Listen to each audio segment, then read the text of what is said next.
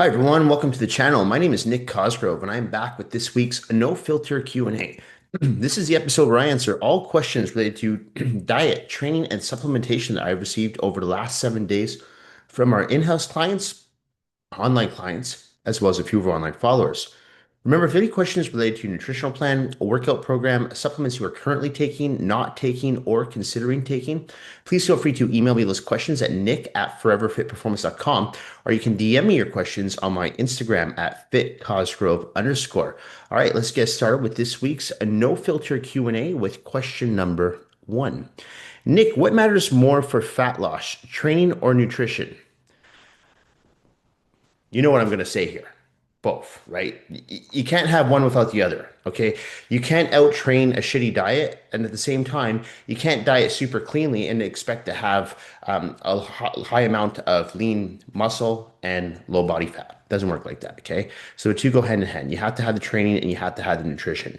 When you have dialed in your diet and your training program, that's when you're going to see results. So your diet needs to consist of lean proteins, complex carbohydrates, healthy fats. Your workout should consist, in my opinion, of training one muscle group each day. So chest one day, back one day, shoulders one day, arms one day, legs one day, so on. I find that's the best way to get optimal results with your health and your physique. Okay, so you can't have one without the other. They both work together. So with that being said, my recommendation though is you want to make sure that you're fueling your workouts properly. So what I mean by that is if you're someone who works out in the late afternoon or in the early evening, you want to make sure that you are having those complex carbohydrates to replenish glycogen storages. You want to make sure that you are loading up with lean protein to make sure that your muscles have that full muscle belly look. And you also want to make sure that you're having your healthy fats either after your workouts, or if you do work out in the afternoon, late eating earlier on in the day. Because as I mentioned before, fats take a little bit longer for the body to digest. So I don't recommend having fats pre-workout. Okay. As far as your training, if you are someone who trains early in the morning and you prefer training in a fasted state, that's fine. But just make sure that what you're doing the day before is going to help you with your workout. Okay. So what I mean by that is if you're someone who works out at 6 o'clock, 7 o'clock in the morning, you most likely want to have something as your last meal that's going to have a good source of complex carbohydrates. So either brown rice, white rice, quinoa, yams, sweet potatoes, healthy fats such as extra virgin olive oil, avocado, making a cameo appearance, and go from even some omega-3 eggs and have a lean protein source. So something like chicken breast, turkey breast, cod, tilapia, those all work really well. Okay. So you just want to make sure that you're fueling your body properly because what you do, let's say on a Monday, is going to affect your workout on a Tuesday. Right.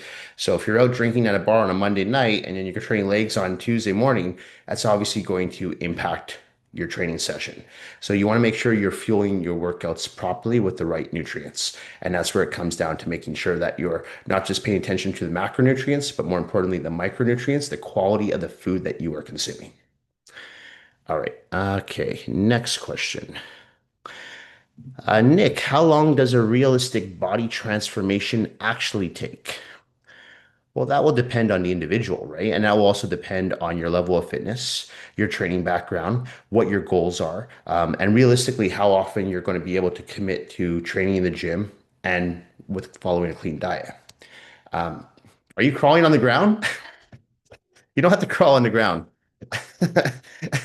Um, so from there, you want to make sure that you are, if you're trying to do a body transformation plan, the goal should be to map out a strategy. So let's say you're someone who is, at 27, 28% body fat, and you want to bring that body fat down to, let's say, 12%. That's not going to happen in a month. Okay. It's not a realistic goal. So you want to make sure that you're setting a SMART goal, a specific, measurable, attainable, realistic, and timely goal. Right. So my recommendation for in this case is set out a game plan. Okay, so I want to bring my body fat percentage down by 14, 16%. I'm going to give myself 6 to 8 months to do this. That to me is a realistic goal. But how am I going to achieve this goal? Well, first you have to look at your diet. Okay. Is my diet dialed in? Do I even know anything about dietary nutrition? If not, Work with a coach that can help you. Okay, is that make sure that you are practicing proper portion control, understanding what to eat pre-workout versus post-workout, right?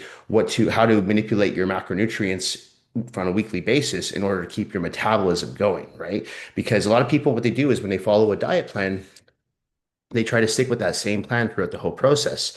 That never works because as your body begins to adjust to the plan, you have to make the necessary revisions because you're going to hit a plateau.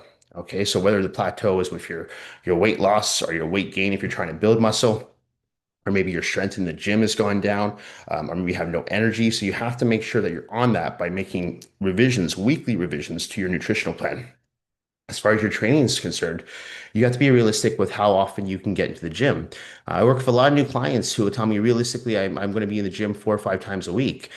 If you're someone who doesn't already go to the gym 4 or 5 times a week, that's probably not going to happen. Okay. That's not a realistic goal. So you should say, well, right now I feel I can commit to maybe 2 or 3 days a week in the gym. Perfect. All right. Just start with that and then build on that. So if you do 3 days, 2 to 3 days a week in the gym for, let's say, the first 4 weeks of your training program, and then you feel like, you know what, I feel I can add a fourth day, do it. All right. If you feel like you're still not ready, you're not recovering properly yet, then back off and stick to those 2 or 3 days a week. Okay. So you have to be realistic with what you're able to do or what you're able to commit to. All right. So it's not a one size fits all answer. It says, well, body transformation should take exactly 6 weeks or 12 weeks.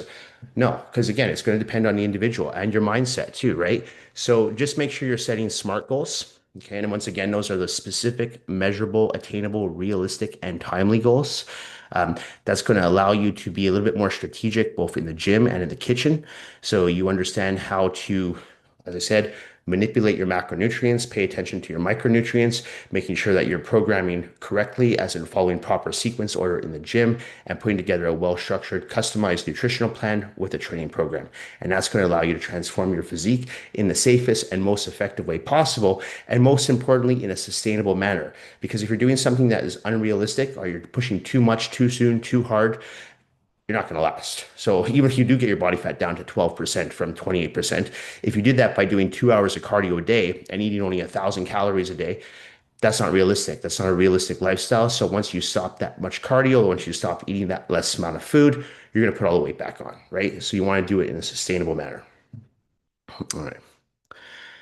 Okay. Nick, why does the scale stall even when progress is happening? I talked about this earlier this week on one of my Instagram posts. The scale doesn't tell the whole story, right? In fact, well, many times the scale actually lies. Everything could be going well. Your strength could be going up in the gym. You could be getting good nights of sleep. You could be recovering well, and you actually feel like, hey, my pants fit better, my waist looks a little bit leaner, but the scale's not budging, okay? Or the scale's going up. And what's happening is your body composition is changing, which is more important than the number on the scale. So you are losing fat while building muscle. Okay. So that's why the scale has stalled. If you're doing everything right and you're training, hard in the gym, you're giving it everything you've got in the gym, you're not skipping workouts, you're not leaving your workouts early, you're not showing up to your workouts late, you're following the diet plan, you're having that one, maybe two cheat meals a week, you're practicing proper portion control, and the weight on the scale is still not budging, you're not doing anything wrong. Okay.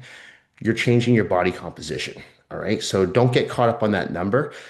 If you check out my Instagram, _, you'll see I put a post up about why it's important to not just look at the scale only, the number on the scale as your only metric for progress. In fact, it's one of, God, 15 or 20 metrics that I use to gauge progress when I'm working with people online. Okay. So the scale is just one of many factors to take into consideration, but it shouldn't be your only factor to zone in. Okay. That's like just someone who just counts calories. And I've talked about in the past how counting calories is detrimental if your goal is to transform your physique by losing fat and building muscle. Okay. Counting calories is only going to help you gain weight or lose weight, but who knows what that weight is? Are you gaining fat? Are you losing fat? Are you building muscle? Are you losing muscle? Right. So that's why I don't count calories. I count macronutrients. And again, pay attention to the micronutrients, the quality of the food that you are consuming. That is essential. All right. Okay. Nick, do you recommend using apps like MyFitnessPal to track your food intake? If it holds you accountable, sure. I'm a little bit more old school and I don't use those apps. It's funny because I was actually talking with one of my clients who is using one of those apps right now. I'm like, if it's helping you stay accountable with your diet, by all means use it. But I feel that the problem with those apps is they allow almost like too much flexibility. And it's not that I'm against flexible dieting, but at the same time, if you have a deadline to meet a goal, whether you're getting ready for a beach vacation or a bodybuilding competition, maybe a wedding, uh, you got to kind of have tunnel vision. And that's what I talk about is too much variation in the diet is not good because then when it comes to making changes, it's very difficult to make those changes. Not to mention that when you're using apps like MyFitnessPal, you can plug in foods from like Starbucks, right? You can plug in foods from like restaurants or cafes, right? Because they've got a whole database of all these foods, which is great because it gives you an idea of how many calories you're consuming, carbohydrates, fats, essential. But at the same time, you're not really correcting bad habits. If you are someone who eats out every day, that's probably not a good habit, especially if you're trying to lose body fat, right? So this is why I try to get my clients to cook and prepare the majority of their meals. And every time someone comes to work with me on a nutritional plan, I always tell them like, this is only going to work if you're meal prepping and you're practicing portion control and you're using a food scale. Because if you're not doing any of these things, it's not going to work. I can't make changes based on, guesses. I have no idea how much carbs you're having, protein, fats, etc.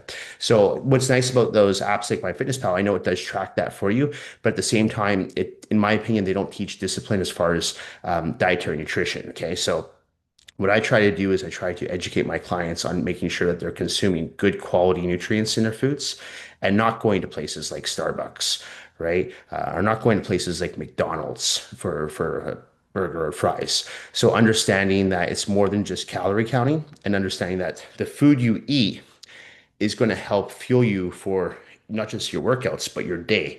Okay. So if you're eating good quality food, you're going to sleep better, you're going to recover better, you're going to train better. All right. If you're eating shitty food, well, you know what I always say, right?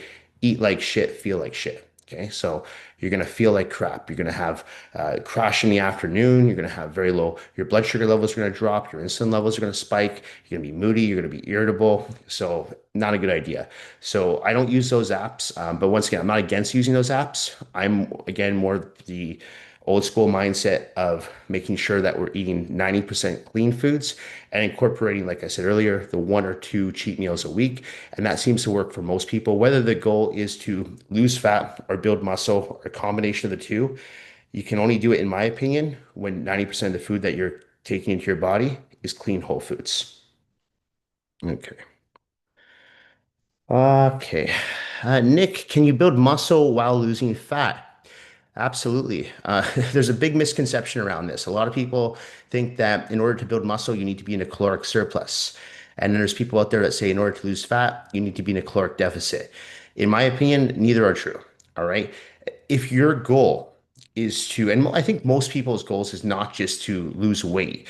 Like what does that even mean when you say lose weight? Are you losing fat? Are you losing water? Are you losing muscle? Maybe you're losing all three.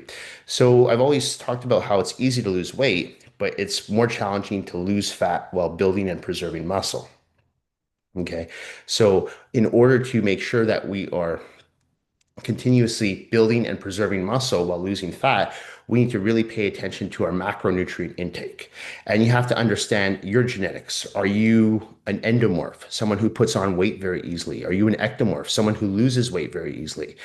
Both have their pros and cons. Someone who's an endomorph, yes, they struggle to lose weight, but at the same time, it's easier for them to build muscle. Someone who's an ectomorph, yeah, they have an easy time losing weight, but they have a hard time building and preserving muscle, right? So it's not that one side has it easier than the other. But at the same time, for both sides, whether you're an endomorph, an ectomorph, or a combination of the two, which is called a mesomorph, you want to make sure that if you're going to try to build muscle while losing body fat, that your macronutrients are dialed in correctly. Right? So you have to understand, right, is your body type sensitive to carbohydrates? Are you someone who works better on fats? Because I can tell you from working with both men and women over the past 20 years, most of the women I work with work better on a high fat, low carb diet. And most of the guys I work with work better on a higher carb, lower fat diet. Protein, I keep pretty moderate for both genders. All right. So it really comes down to your genetics in this case. But yes, you can build muscle and lose fat at the same time. You don't need to be in a severe caloric deficit in order to lose fat. You just have to make sure that you're fueling your body properly because if you are eating correctly, you should have loads of energy and you should be able to train with the utmost amount of intensity in the gym continuously do your cardiovascular exercises as well. And that's going to allow you to build fat while losing muscle. So you're changing your body composition. All right. So yes, it can be done, but you have to be a little bit more strategic with how you approach your nutrition plan. And you have to be very careful with how you approach your training program too, because if you're someone who is in the gym for, 2, 3 hours, like some people, to me, that's overtraining or you're not training intensely enough. All right. So you want to make sure you're in the gym for that sweet spot for most people is about 45 to 60 minutes max. That should be enough time to get your workout done in and out of the gym and make sure that you're fueling your body properly afterwards. I don't mean with a protein shake. I mean with some good whole clean foods, making sure it's a good combination of lean proteins, complex carbohydrates, healthy fats post-workout. And again, if you're someone who trains in the afternoon or later on in the evening, lean proteins and complex carbohydrates to me make the most sense. Okay. Okay. Nick, what's the best approach to refeeds or cheat meals?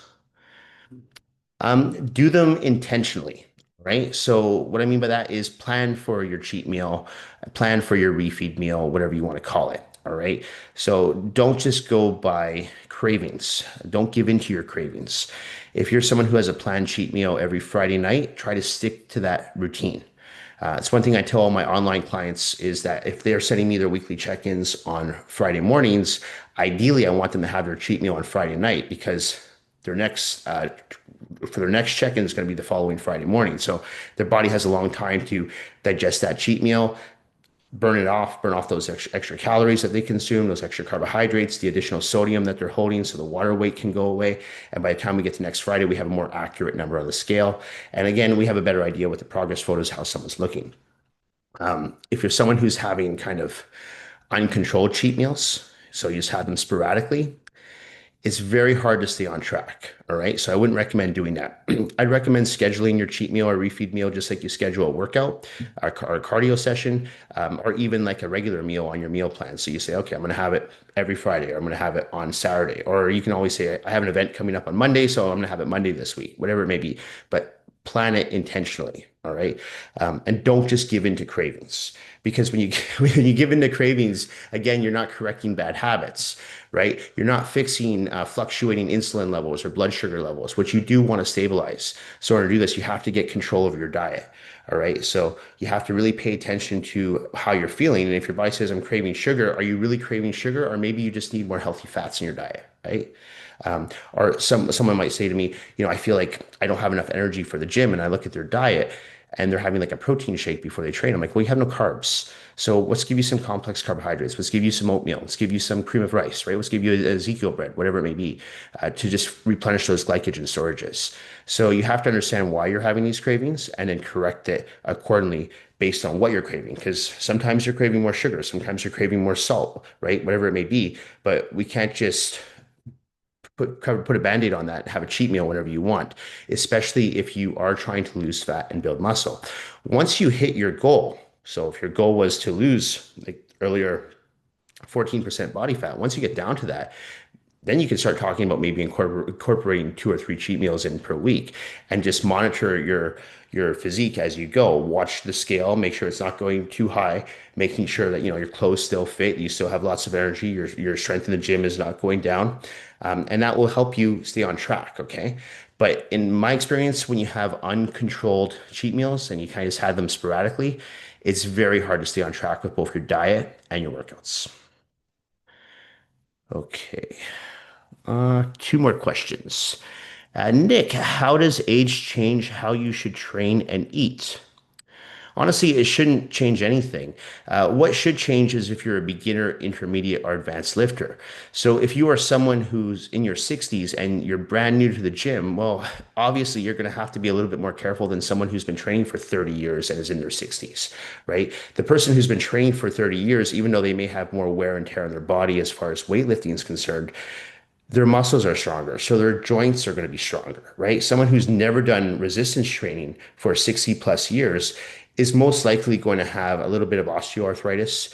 They're going to have some tendonitis, potential bursitis, patellofemoral syndrome, plantar fasciitis. These are all common symptoms that sedentary individuals have because they haven't done any resistance training their entire lives. So their joints take a lot of load when they're walking or when they're running or even when they're just doing daily activities, right? Whereas someone who trains regularly, say someone who squats once a week, they're going to have very strong knees. They're going to have strong hips because the muscles surrounding those knees and hips are doing most of the work, right? So the person who's been training with weights for 30 plus years has been able to preserve their joints, right? So it's not about just because you're getting older, you should take your foot off the gas. Not necessarily. At any age, if you're in your 20s and you're brand new to the gym, same thing. I would say take it slow. All right. You're not going to be in the gym 7 days a week. If in fact, most people who start off on a routine, I recommend they stay in the gym about 2, 3 times a week just for the first month. Just again, because you're trying to develop those good habits. So right now, we're not trying to focus on transforming your physique or win a bodybuilding competition, right? We're just trying to turn those bad habits into good habits by you showing up to the gym 2 or 3 days a week. We do that for 4 weeks and we build on that. All right. You also take in consideration potential physical limitations and again, potential injuries that someone may have, regardless of how old or how young they are. So age has never been a factor to me. And I can say this because I do work with people who are well into their 70s, but they've also been training for 30 plus years. So they're fine. They're out training people in their 20s.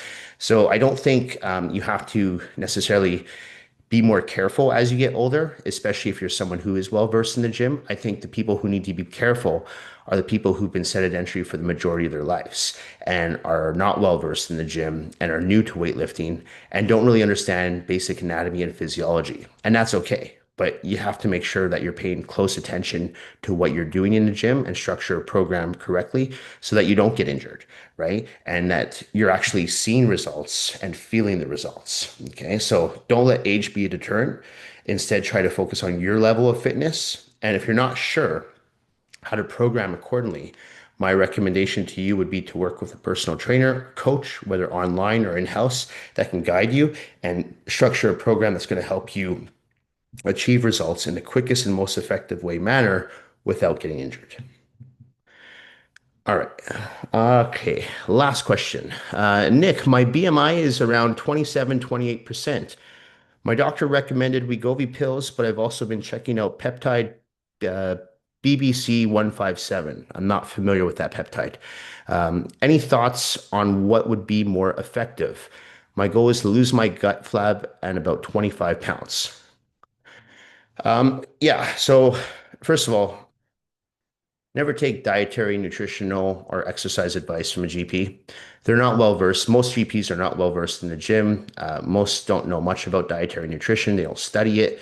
And most, I'm not saying all, but most doctors don't know anything about resistance training.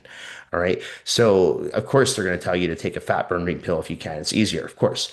But my recommendation to you, if you're not already in the gym, 3 to 5 times a week would be to get your ass in the gym first. My second recommendation to you would be to work with a dietitian or a nutritionist or a coach like myself that can help design a nutritional plan that will help you lose that body fat without having to rely on a fat burner or a peptide. All right.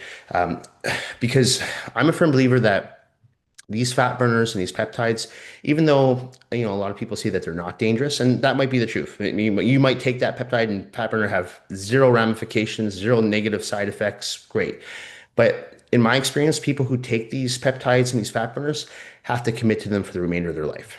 All right, you have to stay on that pill for the remainder of your life, because what's going to happen when you lose that weight and you come off that drug?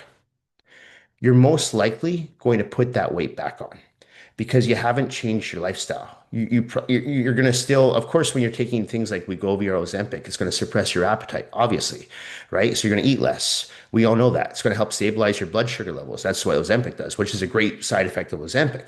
That's why Ozempic is designed for type 2 diabetics.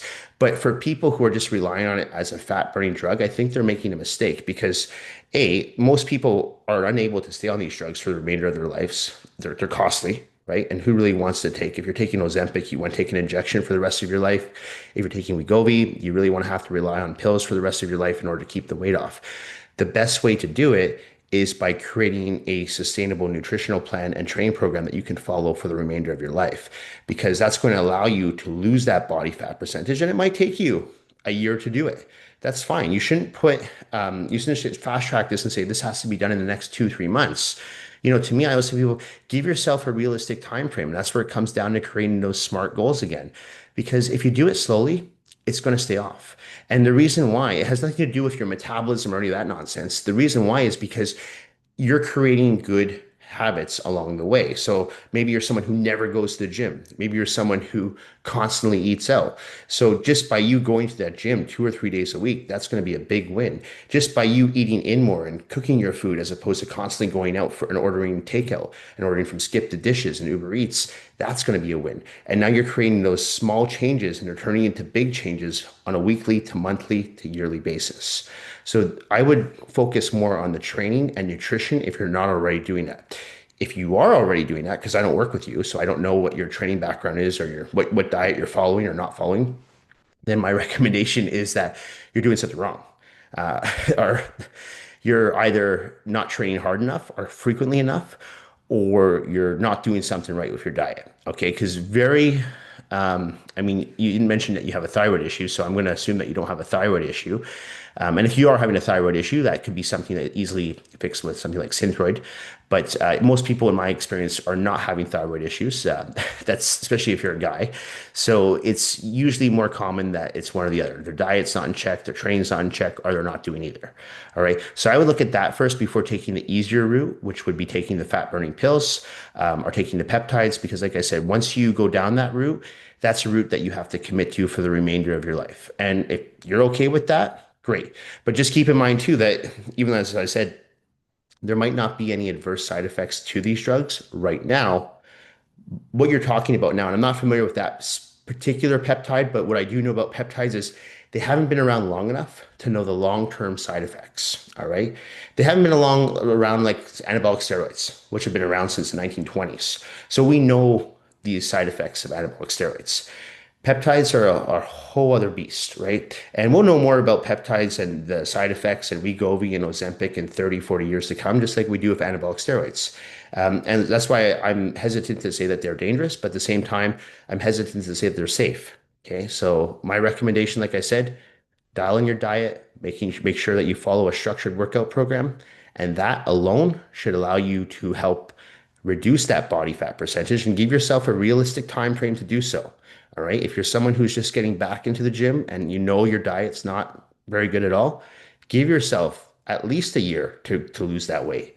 Okay. Because then you can do it in a slow manner and you're going to create good habits and get rid of those bad habits. Anyway, that's it for this week's No Filter Q&A. This episode will be going up on Monday, January the 26th.